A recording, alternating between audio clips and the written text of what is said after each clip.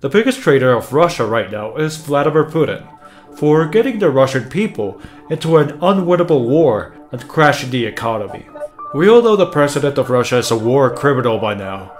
His unprovoked war on the Ukrainian people has sparked a lot of displacement, death, and suffering. While Putin continues to lie about this to his people, saying that the so-called quote special operation is going well, the reality is far from the truth. While the invasion of Ukraine is still ongoing, I mainly wanted to talk about the long-term consequences of the war. While Vladimir Putin wanted to take Ukraine out of pride, his regime and the people of Russia are going to end up taking the toll the most, leaving Russia in a much worse state than before Putin decided to unrightfully invade Ukraine. Before I continue, if you don't want to miss out on my future videos, be sure to subscribe. I would really appreciate it. To reiterate, my thesis for this video is that Vladimir's regime will end up screwing Russia thanks to their aggression. Whatever Putin's endgame is with Ukraine, it is pretty reasonable to say that Russia would have to make a lot of compromises if it wants to win. I don't really believe the short-term goal of overthrowing the current Ukrainian government in favor of a pro-Russian one, which apparently seems to be Putin's goal, will yield a positive outcome in the long term. Russia would have been far better off if Putin didn't start the conflict.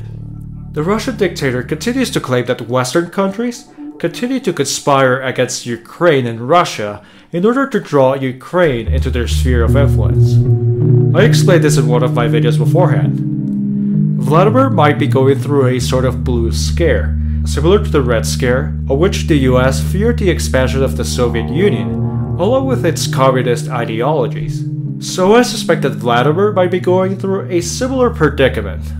In regards to the US and Europe, the USSR did fall, and many of the countries that were formerly coerced by Russia have now joined the EU or NATO, while countries like the Baltic states have made the choice to gravitate away from Russia on their own due to the gruesome occupation these countries were subjected under the Soviet Union, which is reasonable for them to align with the West over Russia. The Russian government, or more specifically Putin, believes that the former Soviet republics are being drawn away from Russia because the Western countries like the US are secretly conspiring against Russia's integrity and safety. This is far from the truth, of course, but Russia's invasion of Ukraine was an attempt to reinforce Russia's hegemony in the area. Although, unfortunately for the Kremlin, this careless decision is backfiring pretty horribly. Not only did the organization of NATO further unify after decades of looking for a purpose, but the invasion also made a lot of countries turn their back on Russia with varying degrees. The war has also triggered the side effect of neighboring countries seeking membership with the EU or NATO in light of the looming Russian menace. While Vladimir Putin wanted to threaten Ukraine from joining Western organizations, he achieved the complete opposite. Many countries in the West have pretty much unilaterally imposed sanctions on Russia. Many companies are leaving, European airspace is closed off to Russian aircraft, oligarchs of Russia are seeing their assets frozen, and the value of the ruble is plummeting down. Putin has destroyed the Russian economy for many decades to come. It has ruined the future for millions of rational, peace-loving Russian people. The president of Russia justified the invasion of Ukraine, saying that Russians and Ukrainians were the same people, though it's clear that the dictator has no regard for the lives of both people in Ukraine and Russia. While the Kremlin continues to deny it, there is video evidence showing that the Russian military is targeting civilian areas, which unfortunately includes hospitals full of children. Sadly, it could also be said that the Russian people themselves are also victims of the Russian regime. There are videos of captured soldiers who claim that they were lied to, say that they were told that Ukraine was under the control of a Nazi government and it was their duty to quote-unquote liberate their Slavic brothers, or that they would go over Ukraine just for some military training. Зачем прибыл? С какой целью? Кто послал? Прибыли мы на учение. Драйвер нас тут обманули маленько. Вот так вот оказалось, что теперь я здесь. Та же часть изначально говорили, что прибыли на учения. В итоге, когда уже закинули на передовую, люди все были деморализованы и никто не хотел идти. Но сказали, будете врагами народа.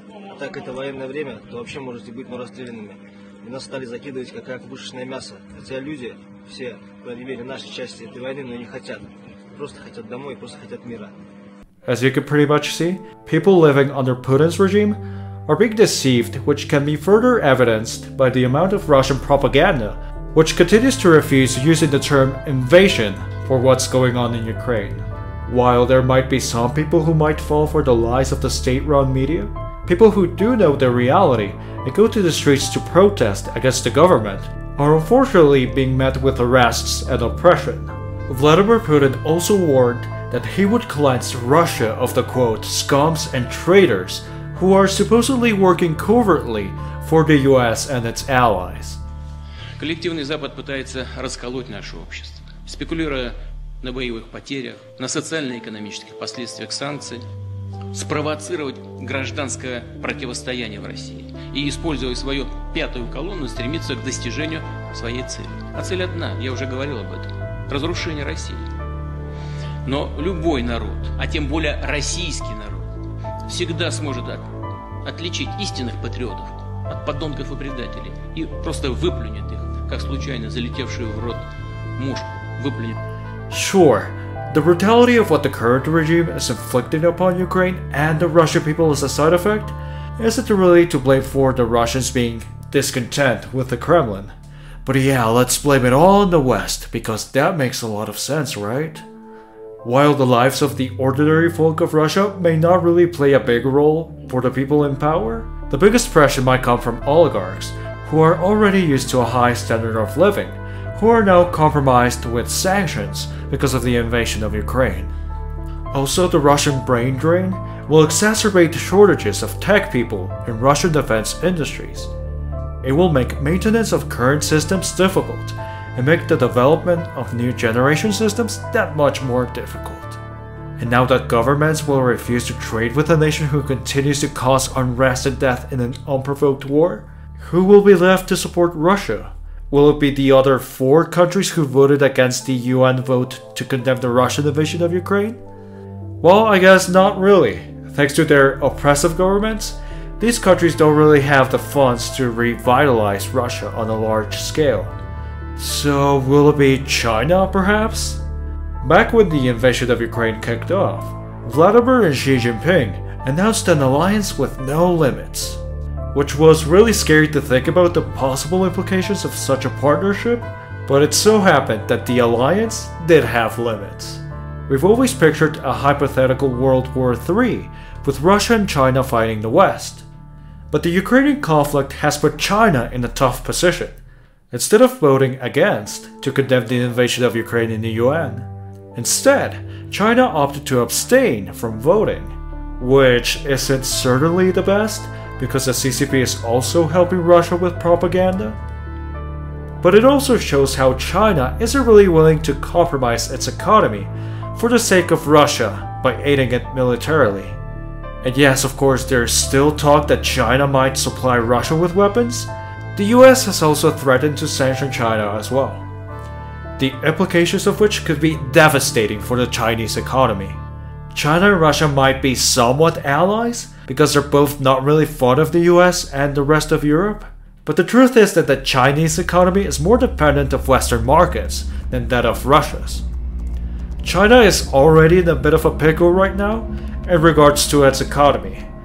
Now, I'm not really an expert when it comes to Chinese geopolitics, but it could be assumed that the Chinese economy might turn into an economic crisis if they tied themselves too hard with Russia right now. They've seen the lengths the collective nations of the world have taken to sanction and isolate Russia. The Western nations stand united today, more than they have been for many decades. They are upping their military and arms expenditure, and will stay vigilant for decades to come. If Russia's invasion had gone off like they thought it would, China would have been able to observe and learn from Russia how an annexation of that scale would have planned out. But instead, Russia failed on pretty much all accounts, and China would really sacrifice its trade with the West. Indeed, it might be right to assume that China won't really risk jeopardizing their successful trade with the US and Europe just to support a failing state like Russia, who has no bright future thanks to its regime anymore. When it comes to trade, China will always choose what is on its best interest. As much as I want Ukraine to win the war, I still think it's too early for people to draw conclusions on what might happen to the sovereignty of Ukraine. For sure, Putin underestimated the situation, but that doesn't really mean he will lose the war in the short term. Overall, he loses either way in the long term. So, what did Russia accomplish out of this? Military humiliation? International ridicule? A plummeting currency? No more Western companies operating in Russia? Complete alienation of Europe? Brain drain? A lot of dead generals? And a massive list of war crimes they committed. And what Russia doesn't have, you ask? Well, that would be Ukraine. If you guys like this video, please be sure to like, comment, and subscribe. That really helps me out with the algorithm. And yeah, I'll see you guys next time. Thank you for watching.